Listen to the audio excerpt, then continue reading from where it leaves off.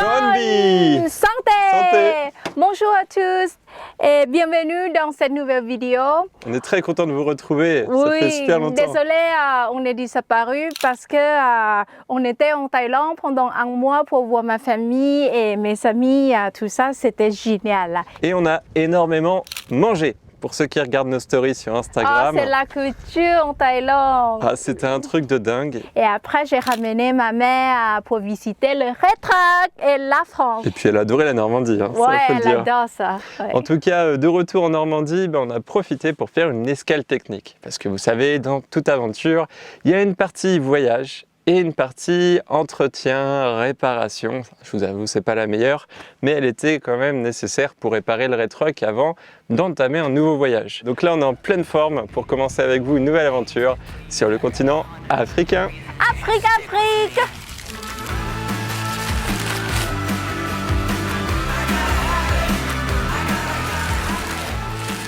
Après avoir affronté des températures allant jusqu'à moins 52 degrés, le Red Truck n'est plus en forme. Durant l'hiver, il s'est confronté à toutes sortes de mésaventures.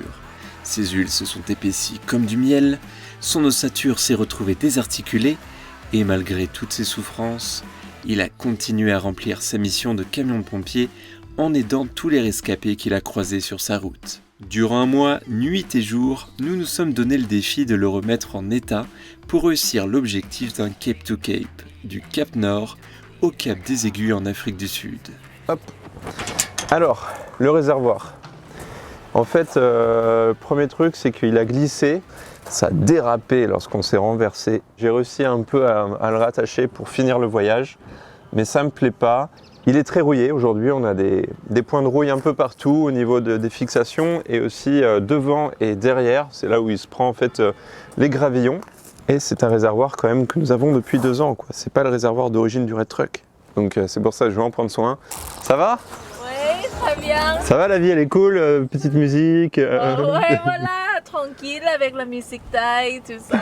J'ai besoin de ton aide. T'es prête? Oui. Ça va être lourd. Hein. Ok. Ça fait bizarre. Goodbye, Majou. Goodbye, Majou. Hey, j'avais pas vu le bouchon. Il est aimanté comme dans un pont ou une boîte de vitesse et tout. Dans cet épisode, vous allez très vite comprendre qu'un véhicule aménagé demande du temps et de l'argent. Nous allons séparer la vidéo en 3 parties. Une partie réparation, comme ici sur ce réservoir, une autre concernant l'entretien, et enfin, les petites améliorations. Si vous pensez acheter un véhicule neuf ou d'occasion sans jamais intervenir sur l'une de ces 3 thématiques, eh bien vous vous mettez le doigt dans l'œil, car les vibrations, les différences de température, l'utilisation intensive, la qualité et le vieillissement des matériaux font que votre monture se détériore très vite. Et non, mais le pire, c'est dessous vie. Faut que je trouve un truc qui tienne. Je pense que je vais peindre ça et on va peindre ça. Avec les gravillons et le sel, certains équipements rouillaient plus vite que d'autres.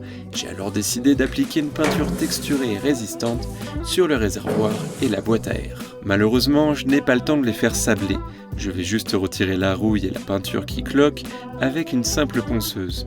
Ce n'est pas la meilleure des solutions, mais c'est la plus efficace pour mon budget. J'aurais aimé faire plus, mais je peux pas. Là, il faut que j'avance, donc c'est déjà bien poncé. Voilà, on a retiré la plupart de la rouille. C'est du dégraissant. En attendant, petit placement de produit.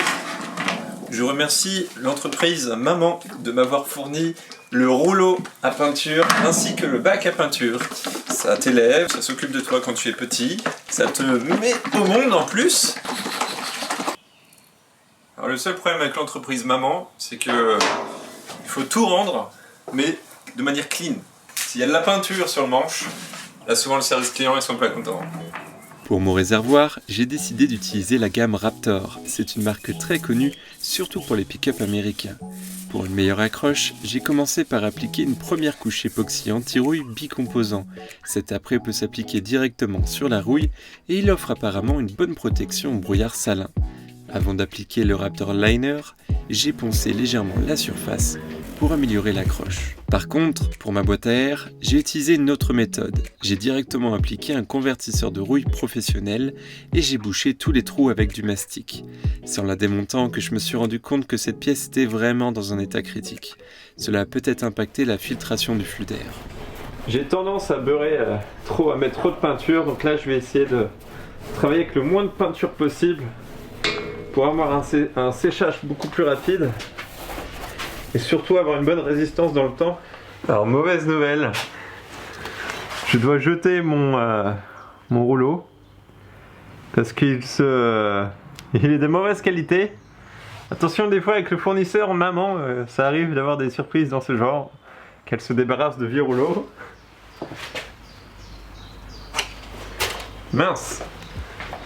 Alors normalement, le Raptor Liner s'applique avec un pistolet à peinture, mais n'ayant pas l'outil, je n'ai pas trop le choix que d'utiliser un rouleau et malgré tout, le rendu est assez correct car c'est une peinture texturée. Alors j'ai passé une deuxième couche et voilà le résultat. Le rendu est néanmoins super, je suis très content, c'est très beau, on sent vraiment qu'on est sur de la peinture de qualité, ça recouvre bien tout. Il me restait de la peinture Raptor noire, donc j'en ai profité pour les peindre. C'était pas très grave parce que ça c'était des fixations galvanisées. Vu qu'on a de la place, on va changer le petit filtre à gasoil, parce que ça c'est le filtre à gasoil de mon chauffage, voilà. Et on va le remplacer. Mais en tout cas il y avait quand même 2-3 petites merdes dedans. Et puis voilà notre boîte à air. Notre boîte à air qui est complètement réparée. Ici, c'est bien dur, hein, le mastic avec la peinture Raptor, c'est devenu vraiment très dur. Mais en tout cas, voilà, ça fera l'affaire pour la suite du voyage. On peut pas faire autrement. Là, il faut aussi avancer au bout d'un moment. Ce genre d'équipement est toujours plus facile à démonter qu'à remonter. Surtout avec le nouveau carrossage du Red Truck, tout est au centimètre près. Heureusement, des renforts sont très vite venus me donner un coup de main pour me sortir de cette galère. De près, tourne-le parce que moi je vois pas. Ça y est, la boîte à air est remontée, donc c'était pas si simple, surtout avec le snorkel, avec la cheminée. Et puis maintenant, je vais regarder si je peux mettre une bande de caoutchouc ici au niveau de mes fixations. Ça y est, c'est posé, donc j'en ai mis ici, ici, et enfin là sur l'accroche. C'est trop vite. Attends, oui. Vas-y.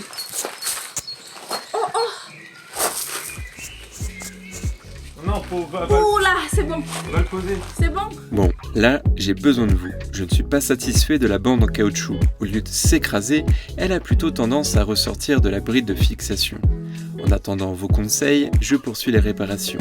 Il y a des petites choses moins graves, mais qui doivent être réparées, comme ce cylindre bloc qui maintient la jauge du niveau d'huile moteur, ou cette buse de chauffage qui est cassée et je la remplace par un modèle plus solide. C'est peut-être rien, mais la quincaillerie de véhicules aménagés est généralement de très mauvaise qualité. Je suis méga en colère puisque mon lanterneau ne marche plus.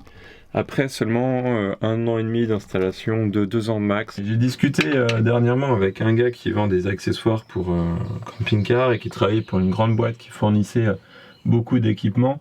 Et je lui dis mais pourquoi à chaque fois que ça soit les fenêtres ou je sais pas, pourquoi tout pète, les charnières, les boutons et tout. Et il me disait bah d'une, c'est une question de poids, forcément le moindre gramme est important.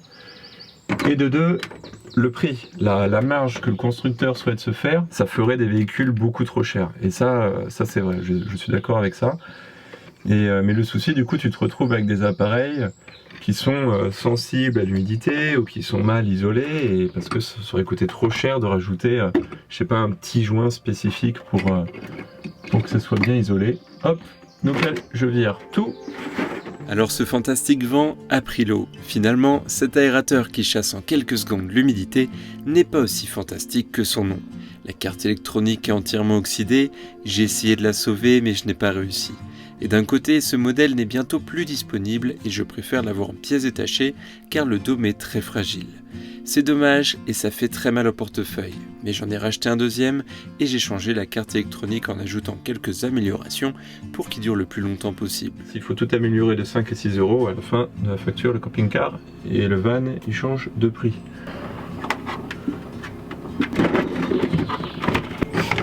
Bravo.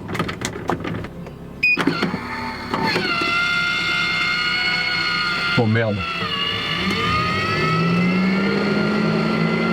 Je fais ça parce que j'ai peur que toute la poussière, toutes les cosses, tous les machins de plastique montent comme ça. Yes! Bon, on va sauter quelques réparations pour attaquer une thématique très importante lors d'une escale, l'ajout d'amélioration. C'est beaucoup plus petit. Hein. Cela peut être des choses toutes basiques, comme le changement d'une poubelle trop volumineuse dans l'entrée, ou de réelles innovations. Qu'est-ce qu'on va bien faire sur le Red Truck aujourd'hui? On va faire quelque chose de plutôt important. Ça concerne en fait le treuillage. Quand j'ai eu mon problème en Suède et que je suis tombé dans le fossé et que j'ai dû utiliser du coup mon treuil à l'avant du véhicule, je me suis rendu compte en fait que j'étais bloqué pour faire un vrai mouflage. C'est-à-dire un mouflage, j'ai le treuil devant, on vient chercher un arbre pour mettre une poulie et on renvoie avec cette poulie. Et l'idéal du coup c'est d'accrocher le crochet en fait sur une partie très solide du véhicule. Et j'en ai pas, donc du coup je peux pas faire un vrai mouflage. Je me suis rendu compte que ici on avait un fer plat qui était assez épais, je pense que c'est du 5000. Et en fait on va venir dévisser ça et mettre des grosses platines avec des manilles à ce niveau-là. Alors, ça va pas être l'idéal, mais au moins je vais déjà pouvoir venir faire un renvoi sur ces crochets-là et tirer des petites charges. Ou lorsque le Red Truck est sur un sol, on va dire, relativement dur. Et ce que je vais pouvoir faire aussi, c'est que je vais faire la même chose de l'autre côté et je pourrai toujours connecter en fait mes deux manilles entre elles afin du coup d'avoir une force qui est mieux équilibrée et pas uniquement d'un côté. Donc voilà. Ça c'est le programme du jour et on va avoir une prise en sandwich. Mais je suis assez scié du fait qu'en fait quand on a utilisé le treuil et qu'on avait d'énormes forces en fait sur le pare-choc, qu'on ne l'ait pas plié davantage ce pare-choc là. Ça c'est vraiment fou. Donc je vais dévisser ici et on va venir se fixer dans cette partie là. Ça c'est costaud puis c'est rattaché à la traverse de début de châssis.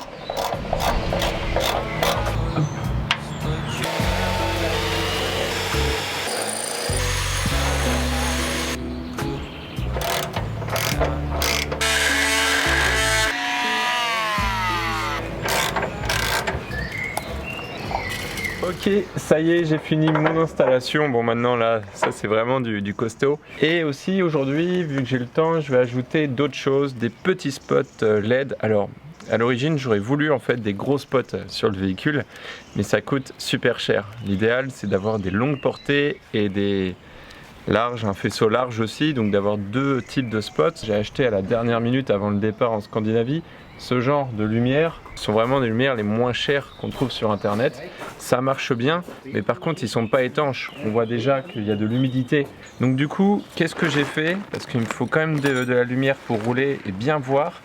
J'ai acheté des lumières agricoles et ça coûte en fait beaucoup moins cher. En tout cas, on voit déjà qu'on est sur du matériel de qualité. Je trouve que les finitions sont super.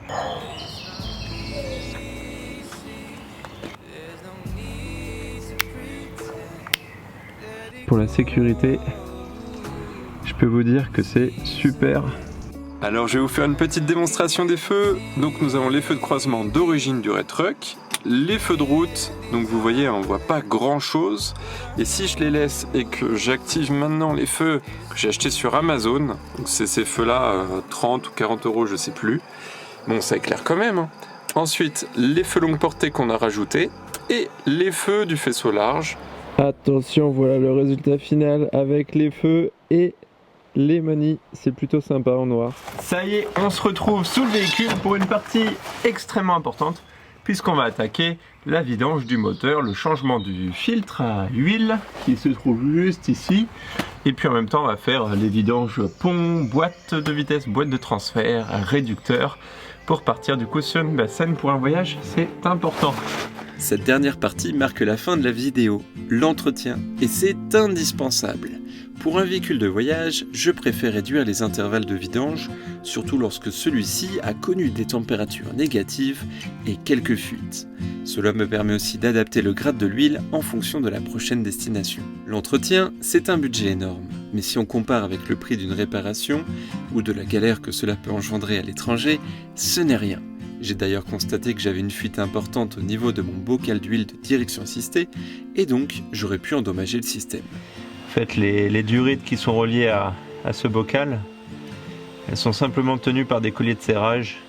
Voilà, on est pile entre les deux traits, donc là c'est parfait. Et après je vais faire mes essais avec la pompe. Hop. Donc là je vais resserrer mes colliers de serrage, je vérifie aussi leur usure. Parce que c'est ce qui a merdé, c'est ce qui a fait que ça a fui et ça avait bien coulé quand même. Ensuite on va venir changer le filtre à gasoil, voilà, qui se trouve ici. Lui il a bien travaillé, on va voir s'il y a encore de la paraffine dedans, mais je pense pas. L'idéal aussi, ça serait de séparer l'eau du gasoil avec un filtre dédié. Waouh!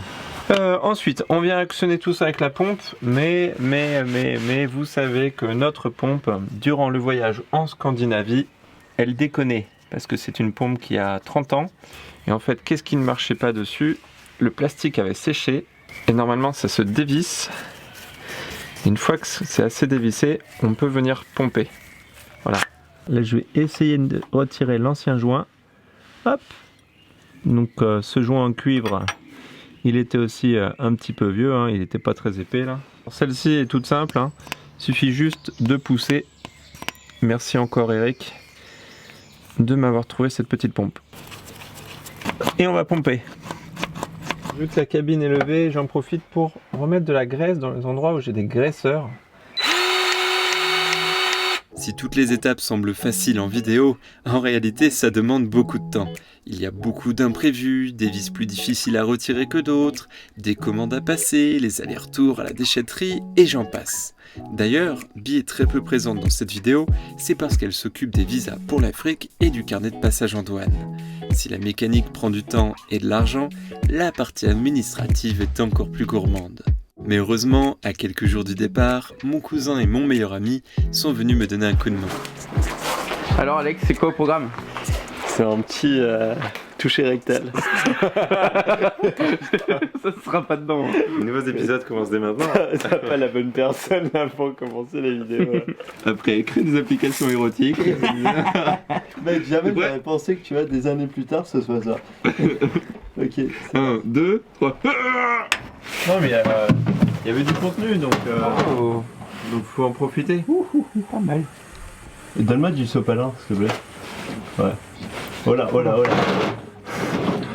Oh mec.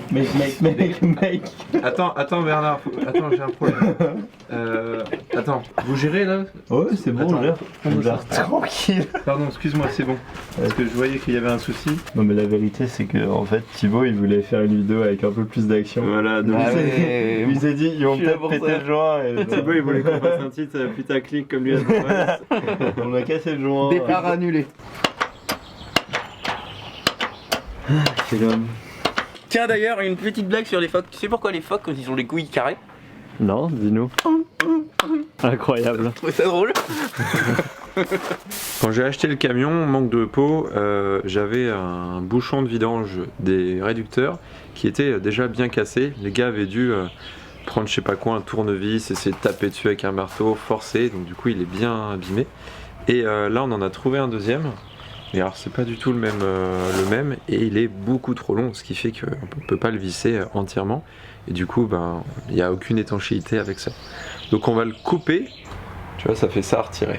Mais le joint t'as vu il est pas en épaisseur, il est à l'intérieur. Oui j'ai remarqué. Ça j'aime pas trop ce système là. C'est pour ça que je t'ai demandé si t'en avais pas un deuxième ou un truc que tu pouvais mettre au-dessus. Deux joints ça fait un peu comme deux capotes. Ouais. Ça frotte et ça. Moi j'ai un copain, il en met 3.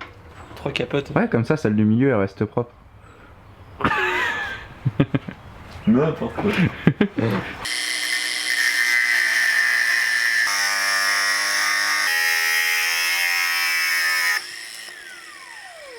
C'est encore chaud là? Ouais c'est très chaud. Là. On entend ça les psh. Attends. Ah oui, d'accord.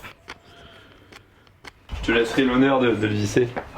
C'est sûr c'est comme ça parce que regarde c'est conique à l'intérieur. En inverse. Ok. Ah c'est bon je l'ai. Oh. Ok. Oh. C'est bon. Et tu vois, j'ai du mal à comprendre comment le joint va être aussi efficace que ceux en cuivre. Oh, suspense. Oh. Déjà, J'ai aussi continué la journée avec l'entretien de toutes les machines que j'emmène pour mon voyage, et c'est assez stressant, car durant les 2 prochaines années d'aventure, je devrais assurer moi-même les réparations et l'entretien sans avoir nécessairement de pièces détachées. Et oui, vous avez vu, il y a du boulot. Avec un véhicule comme ça, on ne peut pas partir à l'aventure directement, sans escale technique. Dans les filtres à eau, ça c'est super important, puisqu'en fait, on peut tomber gravement malade si on ne fait pas attention à ça. Ça, c'est un système qu'on avait acheté chez WM Aquatech. On en est content. La seule remarque que j'ai à faire dessus, mais d'un côté, c'est normal, mais je préfère le dire, l'entretien. L'entretien, c'est vraiment très régulier. Faut le faire, nous on le fait tous les 3 mois. Exceptionnellement, pour la Scandinavie, on l'a pas fait. On est parti directement avec des filtres neufs. Et du coup, on a voyagé pendant 6 mois. Donc là, on peut voir l'état des filtres. Ils sont vraiment très crasseux. Là, c'est une pré-filtration pour le réservoir. Ça ne veut pas dire que l'eau est potable. L'eau, pour qu'elle soit potable, elle va passer après dans un système d'UV et dans 2 autres filtres qui sont beaucoup plus performants pour boire l'eau. Là, c'est juste pour retirer toutes les particules en surface. On peut voir d'ailleurs des petites feuilles, du sable. Là, tout ce qui est les pollens et encore des résidus un peu vaseux, de la boue, etc. Et enfin là, c'est tout ce qui est amibes et tout. Pour vous montrer vraiment 6 mois de voyage dans l'Europe du Nord.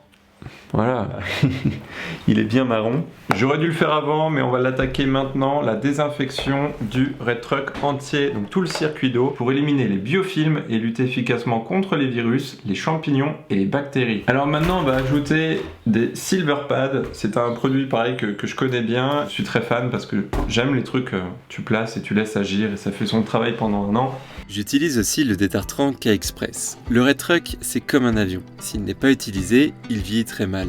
Pour plus d'informations sur les produits que j'utilise, je vous recommande d'aller voir ma vidéo dédiée ou vous rendre sur le site internet de WM Aquatech. J'ai d'ailleurs un petit code de réduction de 10% en tapant REDX 2020. Comme toujours, faites vos propres recherches, mais dans un usage quotidien, nous sommes très contents de ces produits. Cependant, gardez bien en tête que pour boire de l'eau de son robinet en voyage, ça demande beaucoup de rigueur et c'est un investissement à prévoir. Maintenant, on allume l'eau et du coup, on va attendre d'avoir de l'eau de couleur jaune. Une fois qu'on a l'eau de couleur jaune, ça veut dire que le désinfectant est bien passé du coup dans le circuit et qu'on peut laisser agir. Donc là, je les ai bien nettoyés, j'ai même bien nettoyé l'intérieur et tout ça pour pas qu'il y ait de résidus et de boue. Hop. Les porte-filtres, j'en suis très content parce que j'ai pas eu de fuite. Là, ce soir, on a démonté le filtre à charbon actif. Il est vraiment super sale. Ça peut vite être dangereux en fait si on ne fait pas l'entretien de ces filtres. Alors j'ai une théorie. Vu que le désinfectant il élimine le biofilm, je me demande si j'avais pas genre un petit dépôt de biofilm ou une petite boue quoi qui s'était accumulée sur ma tuyauterie. Et du coup, quand tout à l'heure j'ai fait tourner mes robinets, etc., eh bien la boue, forcément ça a travaillé, parce que là j'ai attendu presque 6 heures que le produit agisse. Le produit a sans doute retiré la petite boue, le biofilm de toute la tuyauterie. Et du coup, eh bien, la partie entre le réservoir et le filtre, eh bien, c'est lui qui a tout pris. Ça, c'est ma théorie. Ok, donc là, maintenant, on va faire notre premier remplissage des filtres. Tac, on voit bien le fonctionnement d'un filtre à cascade. Pour le moment, je mets pas beaucoup de pression. Je préfère voir si j'ai des fuites. Comme ça, voilà, je fais un premier contrôle. Ça y est, le troisième s'enclenche. J'ai eu peur. Il a mis un peu de temps. Bon, nous on va tester l'eau. On va voir si enfin cette eau est potable ou non après toutes les vérifs.